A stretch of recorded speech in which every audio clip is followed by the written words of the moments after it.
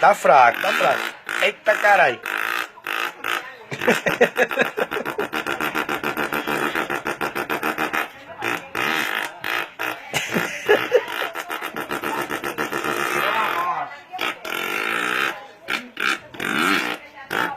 Miserável, Douglas.